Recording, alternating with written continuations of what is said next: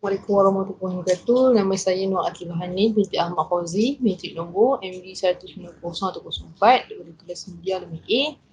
Supervisor adalah Encik Syam Muzadi bin Mat Yusof, Guru subjek adalah Encik Khairul Fazli bin Mustafa. Hari ini saya akan buat pengetangan mengenai subjek yang diploma projek FDN 5035.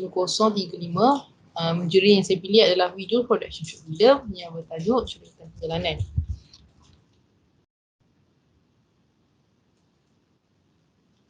Production saya adalah yang nama dia adalah Rara Hani Production ataupun huruf R daripada nama saya sendiri.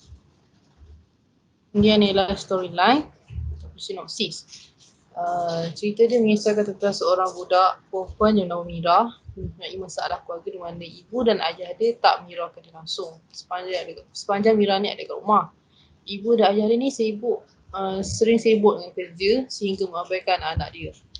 Ibu dan ayah dia menganggap Mira ni macam semuanya dalam keadaan baik-baik. Padahal ini adalah tak benar. Kerana Mira ni sepanjang dia dekat rumah ni dia perlulah kasih sayang daripada ibu dan ayah dia. Tapi ibu dan ayah dia ni langsung tak hiraukan dia. Dan sekali sibuk dengan kerja dia. Ketika Mira berada di rumah, ibunya kurang memberi perhatian. Manakala ayah dia ni pula tak dekat rumah kerana mempunyai urusan kerja kat luar. Ibu dia sering memandang buruk terhadap Mira, kata Mira ni malas belajar, tak berusaha. Kemudian ibu Mira ni dia suka membandingkan anak buah dia dengan anak dia. Ibu dia juga macam selalu membandingkan anak buah dia, kata anak buah dia ni lebih rajin, anak dia ni macam malas, nak main game. Mira juga padahal dia punya anak buah ni ataupun suku Mira ni bukanlah daripada hasil usaha diorang sendiri, tapi hanyalah lebih daripada meniru saja.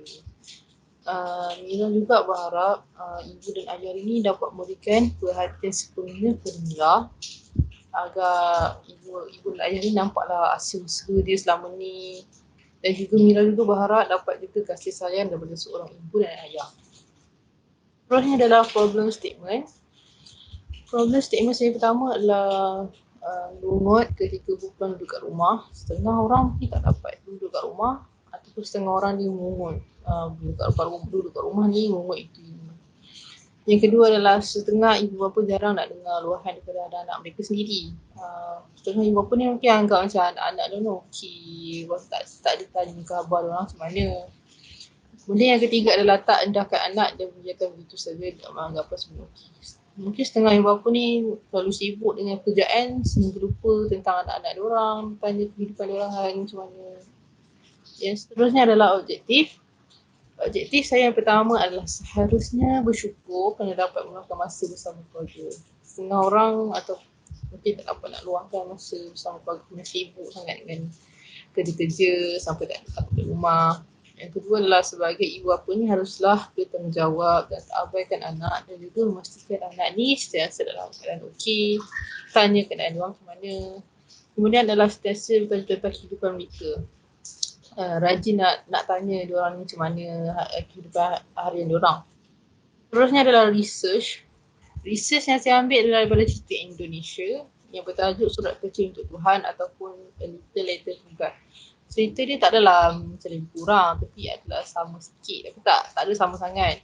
Cerita Indonesia ni macam kisah dia budak dua orang yang nama Angel dan Ethan, anak yang tu. Setelah ibu bapa diorang meninggal, diorang terpaksa duduk kat rumah makcik-pakcik diorang. Keadaan diorang bukanlah senang ataupun mudah bila pakcik diorang tu adalah seorang yang kaki judi dan juga suka mukul. Bila dua budak ni dah tak tahan duduk rumah pakcik diorang tu, diorang terus kembalikan diri ke rumah dan tetapi diorang dekat luar ni tidaklah seperti yang mereka bayangkan. Kemudian pertemuan mereka kedua adalah dengan pusat dengan kanak-kanak yang menjalankan bernama Ong Rudi, membuatkan nyawa Angel dan Angel ni bukan sahaja terpenjara malah terasa terancam sepanjang masa. Ong Rudi ni dianggap macam Tuhan untuk kanak-kanak kecil jalanan seperti Ethan dan Angel. Terusnya adalah mood board. Ini adalah mood board saya yang bertajuk Cerita Perjalanan. Dia macam lebih mengisahkan kanak-kanak yang ibu bapa dia tak dengar atau tak hiraukan anak mereka. Ibu bapa dia suruh bertengkar, ataupun sibuk dengan kehidupan harian diorang masing-masing. Seterusnya adalah mind mapping. Ini adalah mind mapping saya, pengenalan. Short film adalah mengisahkan kisah kehidupan realiti yang mempunyai masalah keluarga ataupun anak-anak yang diabaikan oleh keluarganya, kan mungkin terlalu sibuk dengan urusan kerja sehingga lupa erti sesebuah perlombaan itu adalah penting. Dengan short film ini mungkin dapat lagi memberikan kesedaran ataupun pengajaran kepada masyarakat daripada erti kasih sayang, bertanggungjawab dan sebagainya. Tujuan cerita ini adalah untuk menyedarkan lagi setiap masyarakat tentang kepentingan dalam sesebuah perlombaan adalah mungkin dapat mengubah kehidupan seseorang tu. Kemudian daripada cerita ni juga mungkin dapat memberi pengajaran, boleh menyedarkan mereka lagi untuk menghargai dalam sesebuah perlombaan ataupun anak-anak mereka ketika mereka masih ada ni mungkin boleh ubah sebelum lambat. Objektif untuk cerita ni adalah memberi kesedaran daripada segi menjaga anak-anak, dapat mengetahui bahawa emosi anak-anak tu juga penting, perlu dipantau. Yang seterusnya mengambil peduli tentang anak-anak dan tidak mengabaikan mereka, dan juga yang terakhir dapat memberi pengajaran yang baik dari kisah ini. Progress statement itu sama seperti tadi, merungut ketika berpulang di rumah, setengah ibu bapa jarang mendengar doa hadiah anak, tidak endahkan anak dan biarkan itu saja, dan juga yang terakhir mengabaikan tanggungjawab kepada anak-anak. Seterusnya adalah storyboard saya yang pertama, kemudian storyboard yang kedua, kemudian storyboard yang ketiga, kemudian ini adalah storyboard saya keempat atau yang terakhir.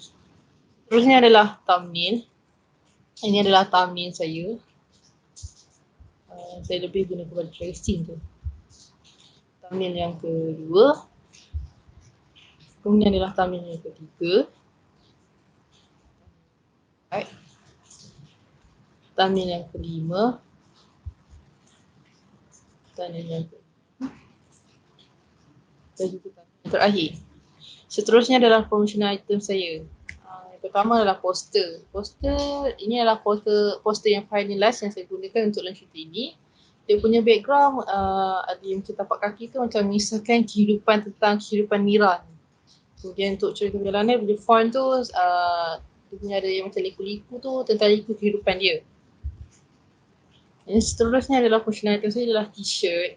T-shirt saya ambil, asalnya saya ambil dia punya corak dan warna dia untuk daripada font dia sendiri. Kemudian adalah balang coklat. Balang coklat atau bukan coklat ni saya ambil daripada produk yang saya guna untuk launch cerita saya ni. Mungkin sedang untuk penggunaan coklat untuk launch cerita ni, tak simpan ataupun simpan coklat. Yang seterusnya adalah tote bag untuk launch cerita ini. Yang seterusnya adalah box popcorn. Seterusnya adalah botol. Seterusnya adalah pencil case yang digunakan dalam cerita ni. Dan juga yang terakhir lanyard. Ini seterusnya adalah CD cover. CD cover saya gunakan saya lebih gunakan daripada poster. Kemudian adalah POP. POP idenya saya gunakan ni adalah sebuah macam stage. Mungkin boleh penonton boleh gunakan stage kat atas tu boleh letak gambar. Dia punya atas tu pun ada kegunaan dia. Seterusnya adalah teaser, trailer dan juga video. Sekian, terima kasih.